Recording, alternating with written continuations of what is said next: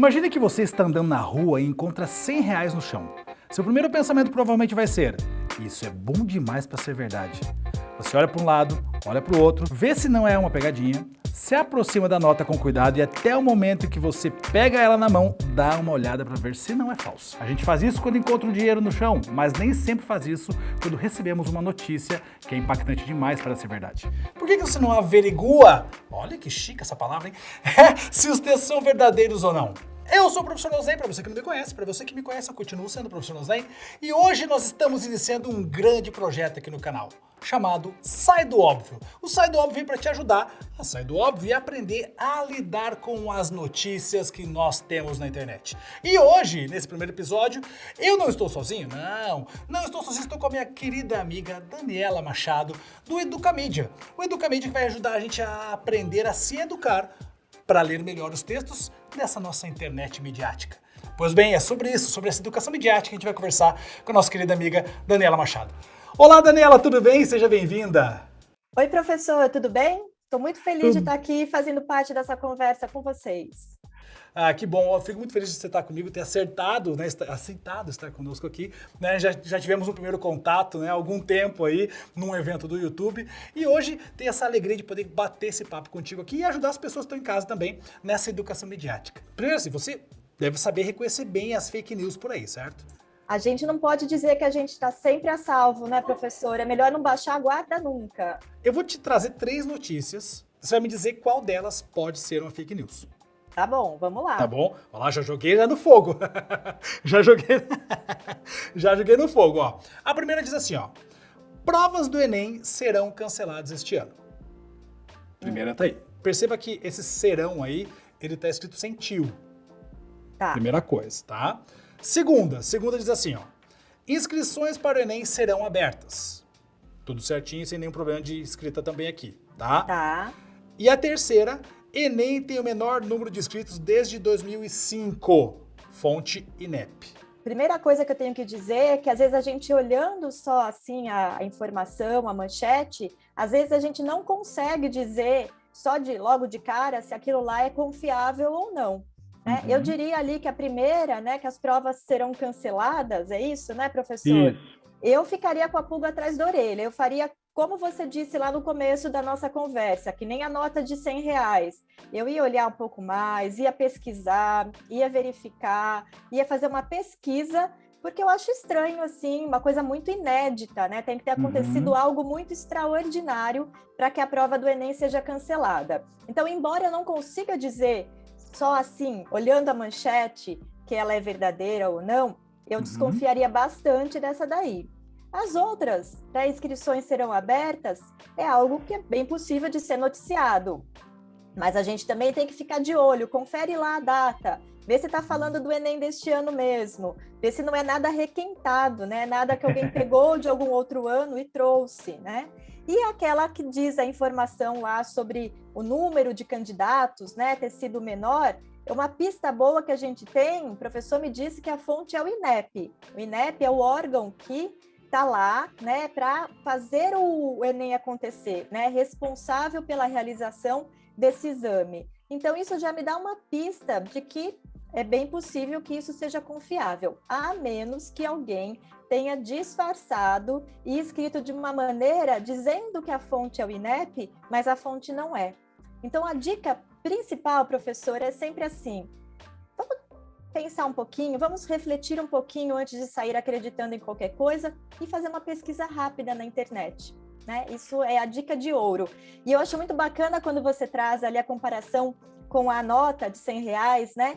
Ninguém vai sair ali já acreditando que ganhou dinheiro assim de uma maneira tão fácil. Então, as pessoas estão dispostas a fazer uma checagem da nota. Mas elas acham que checar informação é perda de tempo? Informação é tão ou mais importante até do que uma nota de R$ 100, dependendo da notícia que ela nos traz e da decisão que a gente vai tomar a partir daquela notícia.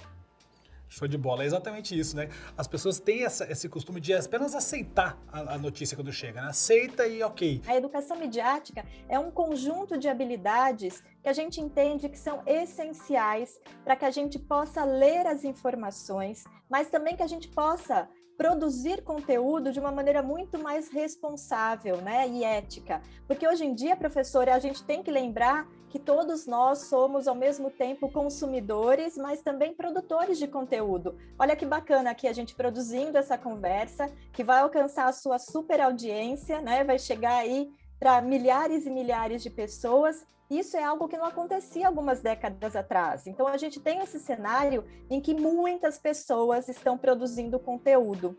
E, infelizmente, nem todo esse conteúdo tem a mesma qualidade, o mesmo grau de confiabilidade. Então, é por isso que a gente entende que tem um conjunto de habilidades ali, de competências que nós precisamos desenvolver.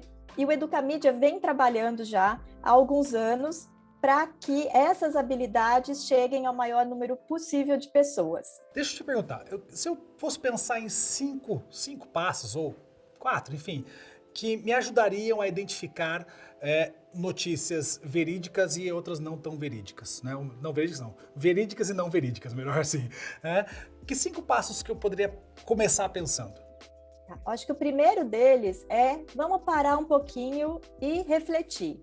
Eu brinco que informação não é batata quente, gente. Não precisa sair por aí compartilhando, jogando para frente, que vai queimar minha mão se eu não compartilhar rápido. Às vezes a gente tem que esperar um pouquinho, gastar um pouquinho de tempo e fazer uma pesquisa, né? Então, minha primeira dica para e dá uma desconfiada ali. Não precisa ser também aquele tipo de desconfiança que faz com que a gente fique, né, acreditando em teoria da conspiração, achando que está todo mundo sempre tramando alguma coisa. Não, mas é uma dose saudável de ceticismo que é importante que a gente tenha para que a gente pare e pense um pouquinho antes de compartilhar ou de levar adiante aquela informação. A outra dica é que a gente precisa interrogar a informação. Não dá mais para consumir passivamente tudo aquilo que chega para a gente, né? Quem é que criou isso aqui? Com que intenção? O que essa mensagem quer de mim? Quer me fazer rir? Quer provocar alguma angústia? Quer me fazer mudar de opinião? Quer me fazer votar em alguém? Então, a gente tem que fazer algumas perguntinhas básicas, né? Outra pergunta importante: quem é que ganha com esse tipo de mensagem, com esse tipo de conteúdo? Quem é que perde? E se a gente conseguir fazer isso habitualmente, a gente vai estar contribuindo para criar uma internet muito mais saudável, né? Um ambiente da informação em que a gente se sente mais seguro para confiar naquilo que está sendo transmitido.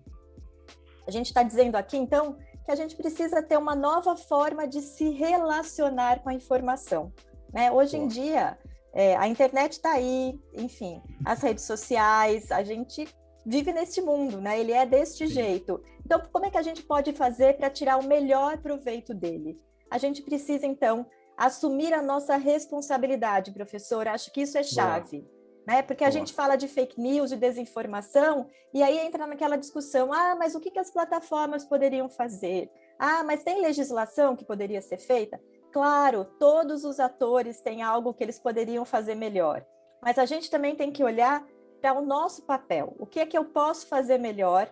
Como é que eu posso ter uma atitude diferente para que a internet, na qual eu estou o tempo todo, seja também um ambiente melhor? Todos nós somos os protagonistas da nossa vida. Então, como protagonista da nossa própria vida, a gente precisa ser atuante nessa vida. Então, quando a gente vai atrás de identificar essas informações que chegam até nós estamos sendo protagonistas na nossa vida. A gente acaba sendo, digamos assim, personagem secundário na vida dos outros, mas na nossa própria vida a gente é protagonista. Então, quando eu sou protagonista da minha vida, eu acabo ajudando o protagonismo dos outros. Isso é importantíssimo, né? Para que a gente possa viver melhor nessa sociedade da internet também, né? Exatamente. Eu lembrei de uma outra frase que eu vi, não sei onde, mas que era que dizia que nós hoje somos responsáveis pela curadoria da nossa própria experiência. E é isso, né? Tem tanto conteúdo por aí que a gente tem que saber como é que a gente filtra, né? Como é que eu separo o joio do trigo? Como é que eu vou selecionar desse mundaréu de coisas, de informações, aquilo que realmente pode me servir para alguma coisa, né? A gente também precisa entender que nem sempre quantidade, né, quer dizer qualidade. E aí eu lembrei que a própria Organização Mundial da Saúde, a OMS, soltou um relatório alertando o mundo, né, para o perigo da pandemia e também para o perigo do que ela chamou de infodemia. é muito curioso que quase ali, ó, no mesmo nível de preocupação para a Organização Mundial da Saúde, estivesse a pandemia e a infodemia. E o que é isso? Excesso de informação. É tanta coisa, professor, que você também não se sente, às vezes, assim, menos informado, porque... E a tendência é que só aumente, né? Só aumente esse processo todo, né? Olha só, Dani, digamos que eu encontrei uma notícia que eu tô achando estranha. Achei estranha. Puxa, será que é verdade isso? O que eu faço para ter certeza se eu tô no caminho certo de é estranho só porque eu não conheço ou é estranho porque realmente temos um problema aí de fake news? Eu acho que esse primeiro momento aí, desconfiou de alguma coisa, vamos procurar o que outros veículos, outros sites estão falando sobre esse mesmo assunto. Uma outra coisa que a gente tem que pensar também é que às vezes a gente recebe aquele áudio, professor, dizendo que o irmão do cunhado do vizinho do porteiro está sabendo que dentro de um laboratório tem um remédio que foi lá contaminado assim, assim, assado. E aí eu pergunto, qual é a chance nesse mundo de hoje que eu já nem lembro mais quem, né? Cunhado do vizinho, do irmão do porteiro, enfim, que essa pessoa aí tenha mais informações do que uma grande agência de notícias mundial, que os grandes veículos de comunicação. Ou a gente desconfia. E aí a gente pode fazer uma pesquisa na internet também, procurando se esse assunto foi tratado por algum outro veículo de comunicação. Preferencialmente aqueles que a gente já conhece, né? Que tem um histórico, teve uma construção de credibilidade.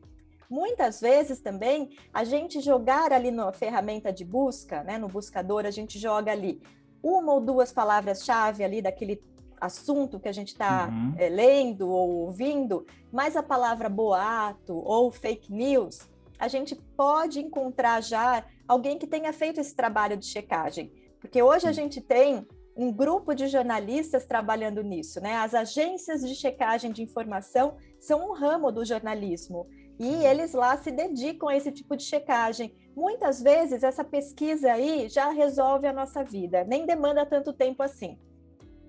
Muito bom, muito bom. E isso é legal, né? Porque quem sabe, as pessoas que estão assistindo a gente, muitas vezes nem sabem que existem essas agências de checagem, que são importantíssimas para isso. Inclusive, eu recorro sempre às agências de checagem, vou buscar, porque é um lugar que me dá segurança quanto à relação à informação. Isso é muito bom também de jogar para as pessoas aqui, olha, saibam que existe gente trabalhando já para deixar a internet mais informada de verdade, né? Isso é muito bom de saber. Só uma coisa que eu acho que é bem interessante, já que a gente também está aqui, né, no seu canal Língua Portuguesa, né? Tem um conceito que é super bacana, né, para a gente pensar na educação midiática, que é o conceito da leitura lateral. O que é isso? Quando a gente encontra um site, alguma informação, um post, enfim, alguma coisa que gerou essa desconfiança, em vez da gente ficar ali, ó, de cima a baixo, revirando aquela própria mensagem ou aquele próprio site, a gente sai dele e vai procurar em outros lugares o que outras pessoas, outros veículos falaram sobre aquele assunto, aquele personagem. A gente diz que a leitura lateral, né, porque a gente pode abrir várias abas, uma do lado da outra, e não ficar presa naquele texto em si. Porque hoje em dia é muito fácil que a pessoa crie um site, né, um post, enfim, imitando algum outro veículo, ou até mesmo, né, com aquele aspecto bem profissional, não é uma coisa tão difícil de ser feita hoje em dia. Então, a melhor coisa, em vez de fazer a leitura vertical, que é ficar só no mesmo texto, na mesma mensagem, de cima a baixo, vamos sair e fazer a leitura lateral. Muito bom. E aí, agora você levantou uma bola muito legal que eu não falei com a galera de casa, que é o seguinte, muita gente tá pensando assim, mas o professor Noslen, professor de língua portuguesa, tá falando sobre fake news. Bom, primeiro que a informação é texto e tem tudo a ver com língua portuguesa, se você é falante nativo de língua portuguesa. Como nós somos, né, nós temos que aprender a lidar com isso. Outra coisa, a Dani falou sobre palavra-chave, né? Palavra-chave, para quem não sabe em casa, normalmente são substantivos e verbos que tem ali na tua notícia. Então, vale a pena você pegar essas palavras-chave e colocar ali para pesquisar também. Sem contar, obviamente, que a gente está falando de gêneros textuais, né? Afinal de contas, a notícia é um gênero textual, né? Então, a gente está trabalhando com gêneros textuais que tem tudo a ver com língua portuguesa. E quanto mais a gente domina a nossa língua, mais a gente vai dominar o texto, mais a gente vai aprender sobre e menos a gente vai cair na desinformação. Essa é a ideia nossa nesse processo todo. Professor, você me desafiou no começo, eu vou devolver a provocação. Até perguntando, né, falando o que isso tudo tem a ver com língua portuguesa, primeiro que tem a ver com tudo, né, para a nossa vida. Sim. Agora, se a gente pensar também, o que significa ser alfabetizado hoje em dia? É um conceito tão mais amplo, né, professor? Levando em conta, né, essas autorias múltiplas na internet, ou mesmo todos esses tipos e formatos diferentes de mensagem, de textos que a gente vê. Então, tem tudo a ver aqui com o que o professor está falando. Com certeza. Ô Dani, olha só. Beleza, desconfiei daquele texto, daquela notícia, pesquisei em várias abas diferentes, consegui dar uma olhadinha. E aí, encontrei que é uma fake news. Beleza. Eu consigo denunciar fake news?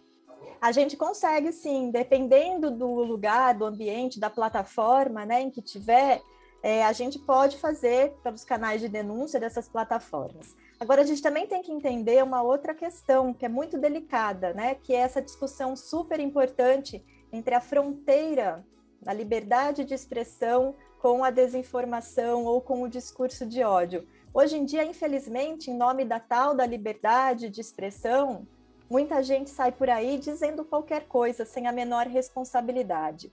Aí eu reforço a importância da educação midiática, né? Da gente se preparar para poder encarar todo esse cenário, essa poluição informacional, que embora haja canais que possam, né, receber denúncias dependendo do conteúdo, em muitos casos não tem muito como brecar isso, né? E é um pouco como enxugar gelo, né, professor? Infelizmente, né? Às vezes a gente consegue, né, denunciar uma, ou até fazer com que aquele conteúdo seja retirado, removido de uma plataforma, eventualmente, mas quantas outras mensagens falsas ou fora de contexto vão surgindo?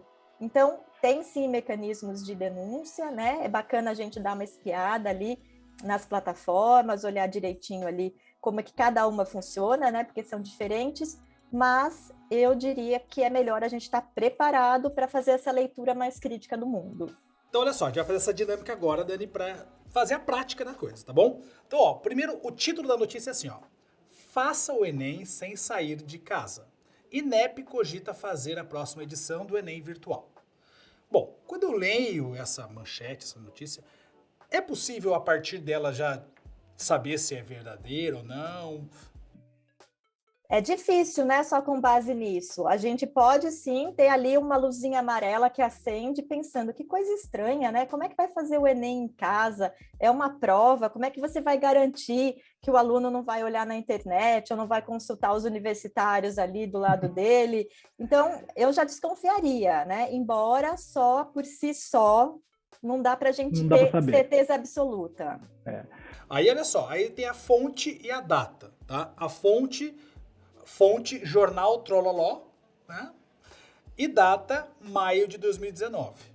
Ainda você pode até questionar o jornal, né? Se você não conhece o jornal. Se você não conhece, é bom lá também, na linha de fazer a pesquisa lateral, a leitura lateral, abre uma aba nova, procura lá o que estão dizendo sobre esse Jornal Trololó. As pessoas estão comentando sobre ele, de quem ele é, quem é que faz. Aí depois agora vamos para o texto, tá? O texto diz assim, ó.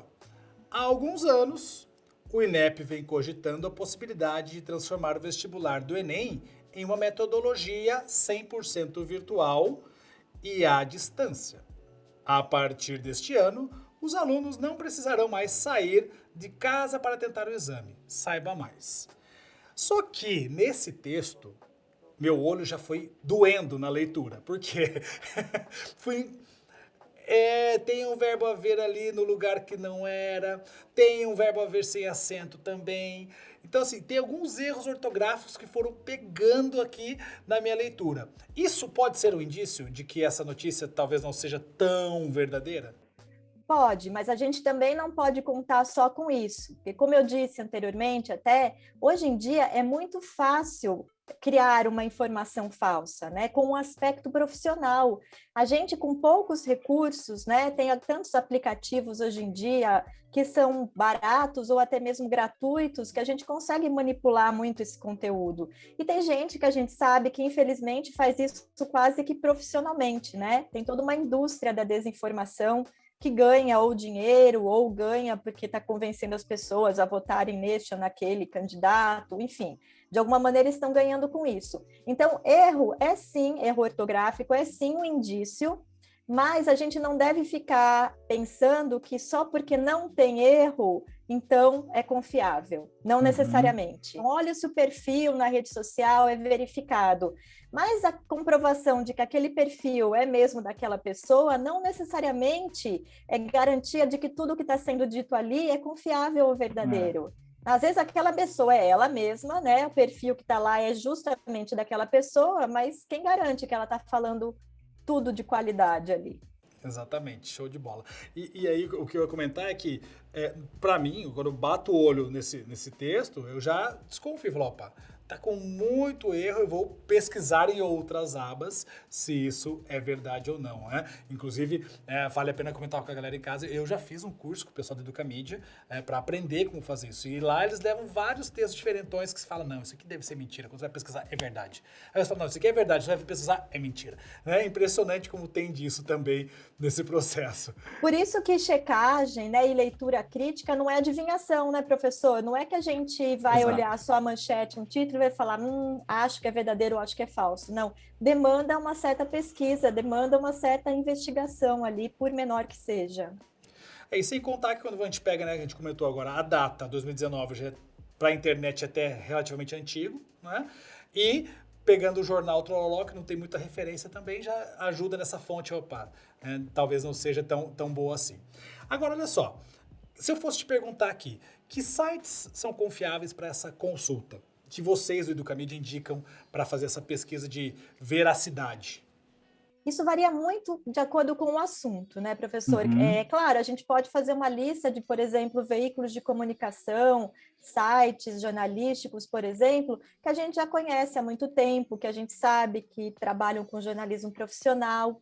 Mas a cada dia surge também uma novidade, né? Então, em vez de dar uma lista pronta, né, uma receita de bolo quase assim, eu acho que a gente tem que pensar um pouco na nossa responsabilidade de novo e fazer uma pesquisa. Claro, a gente tem fontes oficiais, por exemplo, no caso do Enem que a gente está falando aqui, tem o INEP, que é o órgão, né, oficial que cuida desse exame. Então, muito provavelmente, se a gente quiser confirmar a data, como é que faz inscrição, os procedimentos todos, o site do INEP vai ser uma referência interessante. Ou sites jornalísticos, né, que a gente conhece, que já estão aí há muito tempo fazendo jornalismo, e jornalismo que a gente sabe que é feito com cuidado. Então, também é bem possível que eles tenham notícias sobre o Enem que podem nos ajudar. Agora, a gente tem sempre que pensar que novos sites, novos perfis, novos programas, podcasts, enfim, estão surgindo a cada dia. Não necessariamente porque é novo é ruim, né? É quase que uma avaliação caso a caso. Mas tem alguns casos em que a gente pode procurar, então, a fonte original da informação, né? Então, se é, por exemplo, de novo, reforçando, no caso do Enem, é o órgão que faz, que organiza o Enem. Se a gente estiver pesquisando, de repente, sobre meio ambiente, a gente pode procurar, além dos veículos de comunicação estabelecidos, conhecidos, a gente pode procurar institutos que a gente sabe, né, que trabalham há muito tempo, organizações não governamentais, enfim, é um mundo de fontes possíveis e a gente tem que selecionar, assim, cada caso, cada assunto, cada tema, a gente tem que procurar outras referências. No fim, não dá para ter preguiça também, né? A gente precisa ter essa proatividade, esse protagonismo de ir atrás mesmo, né? Isso a gente ouve bastante também no Educamídia, às vezes, mas dá trabalho, dá um pouquinho de trabalho, mas à medida que a gente vai praticando, isso vai fazendo mais parte do nosso dia a dia, a gente vai fazendo com mais facilidade. E a outra coisa que eu brinco você não tem preguiça de fazer aqueles testes com 35 perguntas para saber qual princesa você seria se tivesse nascido a Disney? Por que a gente vai ter preguiça de fazer uma pesquisa para encontrar uma informação que muitas vezes vai balizar uma decisão importante que a gente vai tomar na nossa vida? Exatamente. É assim, o mundo está cheio de informação, é muito bom, mas demanda que a gente também esteja, então, preparado para extrair o melhor aí do que tem à nossa disposição. Se você me permite, professor, eu acho que é importante também a gente fazer uma ressalva que a gente está falando aqui para um grupo de pessoas, né, que neste país nosso ainda, infelizmente, é um grupo pequeno de privilegiados. A gente sabe que muita gente no Brasil não tem nem acesso à internet. E na pandemia, isso ficou ainda mais claro, né? A pandemia escancarou para a gente essas desigualdades de muitos estudantes que não tinham acesso à internet. E aí a gente vem aqui e fala, tem que verificar, tem que procurar na internet. Pode parecer um luxo. Mas nosso recado também lá do Educamídia é que a gente tem sim a luta para que todo mundo tenha acesso à internet. Mas a gente não pode esperar resolver um problema para ir começar a dar conta do outro, né? Então, enquanto a gente fica assim, brigando, exigindo, né, pressionando para que todo mundo tenha acesso à internet, acesso de qualidade, a gente também precisa pensar no que essas pessoas vão fazer uma vez vencida a barreira, que é a barreira do acesso. A gente está chegando de novo no ano de eleição, né? Estamos no ano de eleição. E agora? As pessoas já sabem fazer essa pesquisa? Não sabem? Ainda acreditam em X ou Y? Como que vocês do Educamídia enxergam esse processo? A gente acha que sim, essa conversa tem ganhado terreno, então o próprio termo educação midiática é muito mais falado hoje do que foi em anos anteriores ou em eleições anteriores, mas de qualquer forma, a gente não pode baixar a guarda, né? É importante que a gente sempre desconfie e a gente também não pode achar que, né, eu já aprendi isso, é 8 ou 80, né? Antes eu não sabia, agora eu já sei, pronto. É um aprendizado para a vida toda, né? Durante todo o tempo a gente tem que fazer esse exercício de interrogar a informação, de praticar esse ceticismo saudável, até porque, né, professor, as fake news, a desinformação, elas também vão evoluindo, né? A gente evolui no nosso conhecimento, do lado de cá, mas a desinformação também, né? Quem faz, os agentes que estão interessados em disseminar esse tipo de conteúdo falso, tendencioso, manipulado, eles também vão se aperfeiçoando. Hoje a gente tem até a questão das deepfakes, né? Que são aquelas criadas por inteligência artificial, conteúdos que às vezes colocam, né? A gente pode estar aqui falando e eles conseguem inserir uma fala na nossa boca que fica perfeito. Mas de repente parece que foi nós mesmos que falamos, né? Exatamente, são esses vídeos, né? E aí cada vez é mais difícil, né, da gente acompanhar. E por isso, de novo, que não tem uma receita de bolo, né? Não é uma lista para a gente ir só ticando. Olhou se tem data, olhou se tem erro ortográfico. Isso, como diz um professor lá de Stanford, que é uma inspiração, né, para a educação midiática, ele diz sempre que tentar dar conta da desinformação, da fake news, com uma lista para a gente só ir ticando, é a gente querer enfrentar de uma maneira totalmente analógica um problema altamente digital e tecnológico. Sim. Então, é mais uma questão da nossa postura com a informação do que de uma receitinha do que olhar e do que não olhar. Muito bem, muito bom. Olha só, a gente está aqui falando sobre essa informação do agora, do presente, mas existe uma informação para o futuro. Né? Então, existe uma informação que ela vai, como você mesmo falou agora, né? Vai evoluindo a maneira de se apresentar a informação e também a desinformação, enfim, todo esse processo. Como é que a Educamídia enxerga o futuro da informação? E mais do que isso, né? Será que a gente vai continuar nesse mundo da pós-verdade? E acho que antes de falar de pós-verdade, vale contextualizar para a galera que está em casa o que é a pós-verdade. Pois é, pós-verdade, que chegou a ser eleita a palavra do ano até, né, um tempinho aí atrás, essa ideia de que hoje, né, muitas vezes, mais do que um fato, o que prevalece é a nossa opinião, o nosso entendimento sobre aquele fato, né? E aí a gente lembra de algumas referências, né, até dos Estados Unidos, do ex-presidente Donald Trump, e que via ali, né, manifestações a favor dele e tinha um certo número de pessoas limitado, e a campanha dele, enfim, os assessores dele diziam que era um número muito maior. E aí, tudo isso em nome da pós-verdade, né? Como se você tivesse o direito de criar a sua própria realidade. Eu diria que muitos desses fenômenos que a gente tem visto, né, ou mesmo a proliferação da desinformação, infelizmente não vão acabar. E muito menos de uma hora para outra, né? Sempre vai ter alguém interessado que ganha de alguma maneira com aquilo. Então, mas eu também estou muito confiante, né, para não terminar com uma mensagem pessimista, né? Eu estou otimista de que nós todos, né, que estamos na internet quase que o tempo todo, que estamos, né, aproveitando o que a internet, o que a tecnologia tem de melhor para nos oferecer, Como ter contato com um professor aqui, que antes ficava no cursinho, na sala de aula, professor, com quantas pessoas você falava?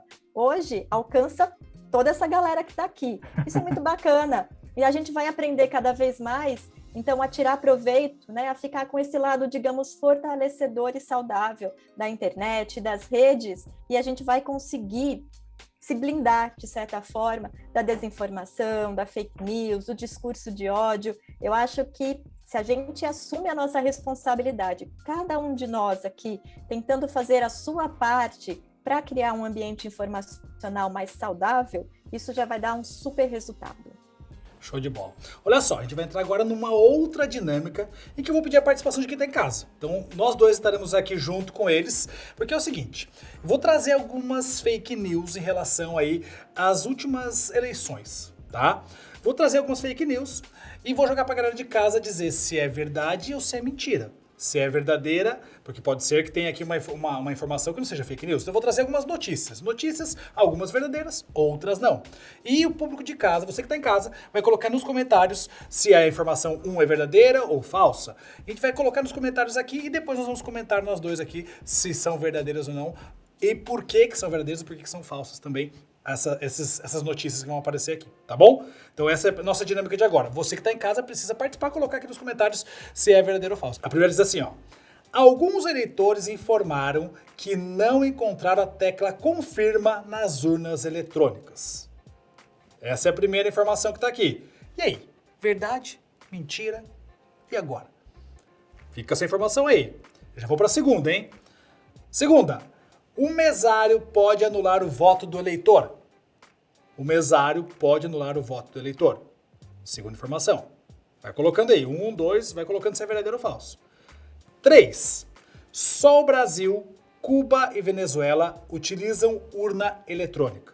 Só o Brasil, Cuba e Venezuela utilizam urna eletrônica. Terceira informação. E aí você vai colocar aqui embaixo se são verdadeiras e são falsas. E qual é verdadeiro e qual é falso. Coloca pra mim aqui. E aí eu já jogo pra você, Dani. Na primeira, já vamos começar a conversar, porque a galera tá respondendo em casa, mas às vezes pode dar um pause no vídeo, depois voltar, dar o play, sabe? E aí, Dani? A primeira informação é, alguns eleitores informaram que não encontraram a tecla confirma nas urnas eletrônicas. Tem como ser verdadeiro ou tem como ser falso? Essa eu diria que a gente não precisa nem pesquisar, né, professora? A urna eletrônica que não mudou, continua sendo do jeitinho que ela era, tem uma tecla confirma grande, escrito confirma, verde. Então, eu diria que tem alguém interessado em tumultuar o processo eleitoral ao disseminar esse tipo de informação aí falsa. Com toda certeza é falso, né? Toda a urna eletrônica tem bem grandão lá o verde de confirma, né? Com certeza. A segunda, Dani, fala assim, ó, mesário pode anular voto do eleitor. Talvez uma pessoa mais desavisada, sei lá, vai votar pela primeira vez esse ano, não sabe se isso é possível ou não, né? Porque sabe que tem o mesário, tem o presidente de sessão, mas aí, poxa, vou votar pela primeira vez esse ano, e aí, será que é possível isso? Não, mesário não. E ninguém pode interferir no nosso voto, anular o nosso voto. Só nós mesmos, né? Se quisermos anular ou votar em branco. Mas até no caso de uma pessoa que está votando pela primeira vez e que pode ter algum tipo de dificuldade para usar a urna eletrônica, o que o mesário pode fazer é só de fora, de longe, né? Não pode nem chegar na cabine de votação, né? O voto é nosso, ele é pessoal, ele é intransferível. Qualquer outra pessoa que diga alguma outra coisa, né, contrária a isso, está querendo, né, colocar ali, plantar uma sementinha ali de desconfiança que nesse caso não existe. Muito bom, é isso mesmo, né? Não tem como, a gente é o dono do nosso voto, né? Só nós podemos fazer o que quisermos com ele. Por isso a gente tem que tomar muito cuidado com as escolhas que a gente faz, né? Exato, as informações que nos direcionam para as nossas decisões, né? E a terceira é, só o Brasil, Cuba e Venezuela utilizam urna eletrônica. Professor, eu acho que não, mas eu vou confessar que eu não sei quantos e quais são todos os países que utilizam a urna eletrônica. Eu sei que tem outros, né, que não são só esse tipo de informação, né, esses dois países, Cuba e Venezuela, são às vezes escolhidos para colocar do lado do Brasil na questão da urna, justamente porque quem cria esse tipo de conteúdo sabe que vai ali acender algum tipo de alerta na pessoa, né, que são países, enfim, politicamente a gente sabe como é que eles são, mas eu pesquisaria. Eu sei que tem outros, mas eu não saberia quais são, eu gostaria até de saber e faria uma pesquisa. Exato. Eu fiz essa pesquisa, olha só. Que beleza! São 23 países que usam urna eletrônica, certo? Segundo o Instituto Internacional para a Democracia e Assistência Social. E, obviamente, não são só esses 3 países, Brasil, Cuba e Venezuela, tem até a França utiliza também, né, certo?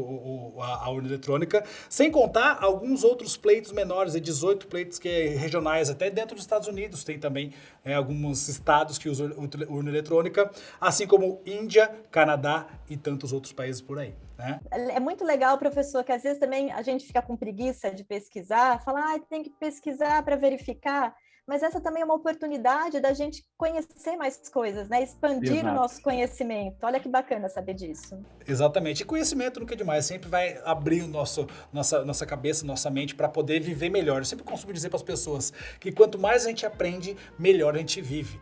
Quanto mais a gente lê, melhor a gente lê os textos que nos permeiam no dia a dia, porque a gente é permeado de texto o tempo todo. Então, entendendo melhor os textos, eu entendo melhor o mundo em que eu vivo. Então, o aprendizado nunca é demais, né? A aprendizagem nunca é demais.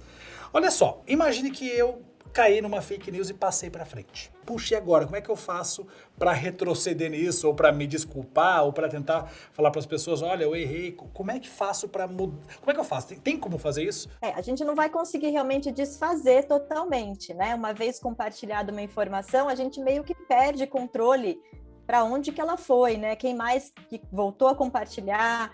Mas eu acho que é muito importante, embora poucas pessoas façam, é voltar naquele grupo onde você colocou aquela informação que você descobriu depois ser falsa e dizer, né? Olha, pessoal, me desculpe, mas eu fui verificar ou fui alertado e não procede essa informação, está fora de contexto, ou é totalmente falso, ou é antiga. E aí é uma forma também da gente levar adiante, né, essa ideia da educação midiática. Porque a gente mostra que todo mundo está sujeito, né? E todo mundo está sujeito em alguma medida a cair numa fake news, principalmente se é de um assunto que a gente não conhece, não domina, né? E aí é importante também, porque às vezes a gente, ao contar isso para o grupo, né, onde a gente compartilhou, a gente aproveita e conta, se eu fiz uma pesquisa, olha, eu fui verificar em tais lugares, ou eu consultei uma agência de checagem e descobri isso, aquilo, aquele outro, a gente também está sendo agente de transformação.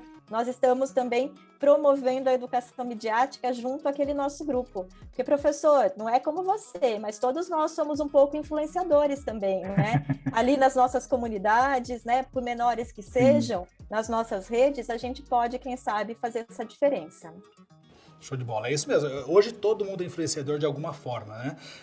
Pode ser em larga escala ou na pequena escala dentro da sua família, com toda certeza a gente é influenciador. É só dizer também que, infelizmente, a gente tem algumas pesquisas que mostram que a desinformação, ela chega muito mais longe, né, em muitos outros canais, e mais canais do que um desmentido, né, uma checagem. Então, infelizmente, às vezes a desinformação ela é apelativa, é chamativa, né? Sim, e aí também tem gente que fica com vergonha às vezes, mas eu acho que a gente não tem que ter vergonha, não. A gente vai lá e explica o que aconteceu e diz, olha, era desinformação, por favor, avisem se vocês compartilharam ou não compartilhem. Show de bola. E se for o contrário, eu tô no grupo da família e tem um parente jogando um monte de fake news. Como é que eu posso lidar com isso? E eu sei que aquilo é fake news porque eu peguei aquela informação, pesquisei, identifiquei. E aí? Aí, que cá entre nós, dá uma vontade de sair do grupo, não dá, professor? Mas não vamos fazer isso, não vamos promover essa intriga. Não. Aqueles que as pessoas insistem em mandar, né, desinformação. Mas assim, a gente tem que, na medida do possível, com educação, com respeito, né, mostrar para aquela pessoa. De repente, simplesmente voltar lá e dizer, olha, você fez alguma pesquisa? Eu estou olhando aqui num outro veículo, X ou Y, e descobri que não é bem assim. Você quer o link? Eu acho que a gente tentar, né, de uma maneira respeitosa, às vezes dá vontade, né, de chutar o balde lá, né, de chegar logo falando, tá maluco, onde já se viu? Para um pouquinho, respira, e aí volta lá e é nosso papel também, né? Eu acho que faz parte dessa cidadania digital, que a gente também ajude outras pessoas, né, a combaterem a desinformação. Vou aproveitar e vou embalar que, então, o melhor nesse processo todo não é bloquear esse parente, não, né? Pelo contrário, é manter ele perto para tentar ajudá-lo a não disseminar a fake news e sim ajudá-lo a entender como funciona o processo de, pelo menos, checagem das informações que ele está passando, né? Então, eu não bloqueio, não, né? Eu deixo ele por perto. Eu acho que é melhor deixar por perto, né? A gente não vamos desistir das pessoas, né? É claro que tem algumas que acreditam por convicção, né? Por mais que você mostre e prove que aquele conteúdo é falso, ela quer acreditar naquilo. Eu brinco que tem alguns casos perdidos, né? Mas antes de chegar nesses casos perdidos, tem tanta gente que, de repente, acreditou porque não tinha uma dica de checagem, porque não conhecia o trabalho dos jornalistas que fazem checagem profissionalmente, enfim. Quem sabe a gente consegue ajudar essas pessoas e a gente também se mostrar aberto a ser ajudado, né, professor? Porque nada garante, não tem alguém que está acima disso tudo, né? Infelizmente, a desinformação, ela assume tantos formatos, né? É tudo tão sofisticado que não dá para dizer que tem uma pessoa que está totalmente imune, né, a cair numa armadilha dessa. Com certeza. O grande lance é tentar criar um diálogo, né, um diálogo de paz, porque o diálogo é isso, não é uma briga, mas sim um diálogo de paz para que as coisas possam ser ali conversadas, resolvidas, ouvir o lado da pessoa e também criar esse canal para que ela possa te ouvir e aí, assim, aos pouquinhos, todos possam crescer e aprender como funciona essa educação midiática. Daniela Machado, muitíssimo obrigado pela sua participação, obrigado por trazer todos os conhecimentos seus da Educamídia também. E eu vou deixar a palavra para você, deixar o seu último hello para a galera que está assistindo aqui o canal.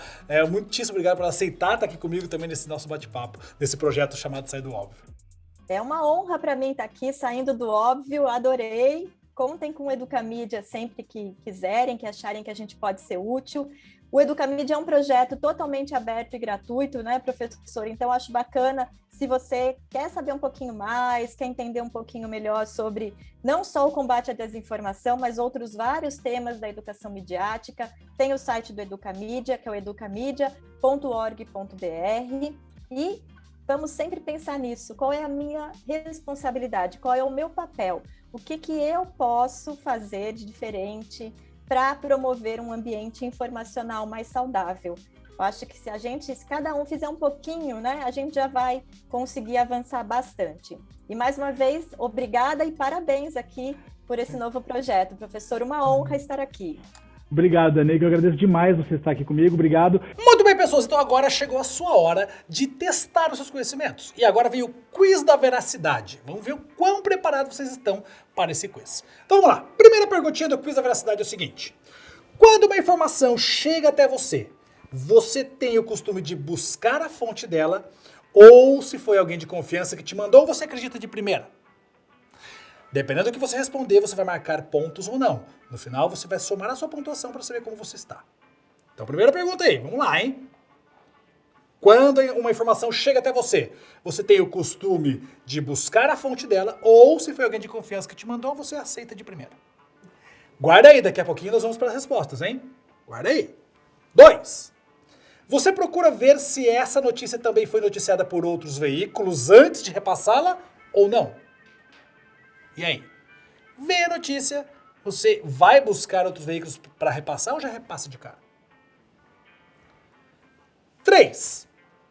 Você acompanha em algum veículo informativo, como jornais, revistas, enfim, as notícias com recorrência ou costuma receber somente as manchetes e se contentar com as informações? Essa é perigosa, hein? E aí, você acompanha as notícias em vários veículos ou recebe só as manchetes e, pela manchete já estou muito bem informado? 4. Descobriu que é uma fake news. O que você faz? Informa para a pessoa e pede que ela informe as outras pessoas para qual ela mandou essa notícia. Ou acha que a pessoa não tem culpa de não saber, que era uma fake news, e não fala nada, deixa quieto. Afinal de contas, não tinha culpa de não saber que era fake news. 5. Sem mentir, hein? O quão disposto você se sente para debater opiniões com pessoas que discordam de você. E aí você vai marcar de 0 a 5. O quão você acha que está preparado para debater com alguém que pensa diferente de você, que pensa, digamos, do outro lado da moeda do que você. 0 a 5, dá uma nota para você aí. Muito bem, vamos para as respostas?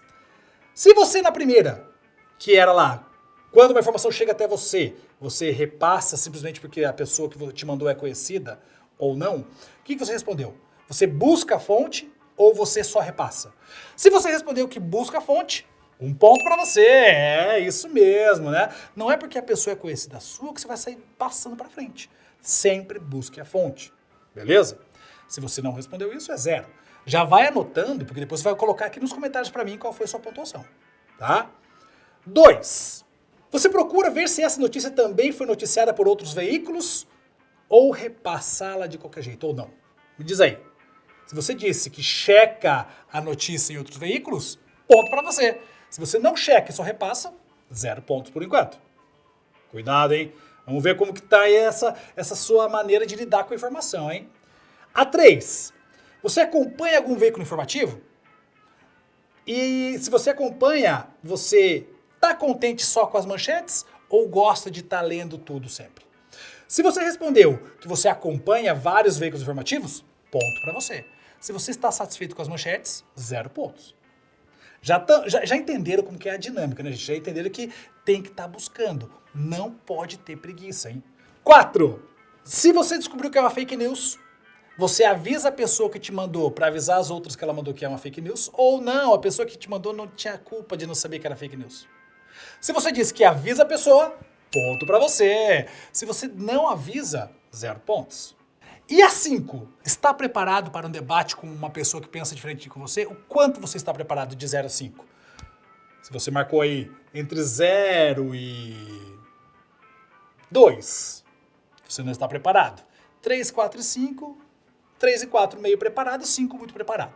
Se você respondeu que está de boa para conversar, ponto para você. Se você disse de 3 para baixo, 0 pontos. Muito bem. E aí? Como é que está a sua pontuação? Me conta aí. Se você fez 5 pontos, parabéns. Você é o suprassumo da educação midiática. E aí pode ajudar muita gente a não cair nas fake news por aí. Se você marcou qualquer pontuação abaixo de 5, vale a pena repensar. Se você marcou 0, algo de errado não está certo. Certo? Tem que tomar cuidado com isso e, obviamente, ficar ligado no que? Aqui no meu canal, porque esse projeto é o projeto Sai do Óbvio. Estão curtindo? Gostaram do Sai do Óbvio? Acharam interessante? Fica ligado porque agora, daqui em diante, virão vários episódios com convidados especiais, com debates, polêmicas e muita coisa voltada para a educação midiática e, obviamente, esse momento todo que nós estamos vivendo de informação no nosso país. Pois não? Pois bem. Se você gostou, já faz o quê? Se inscreve no canal, deixa seu like, já deixa os comentários se está curtindo ou não, compartilha com a galera e, obviamente, ativa o sininho para receber todos os vídeos que nós estamos programando e pensando para você. Maravilha? Tamo junto, um abraço, até a próxima, valeu, fui!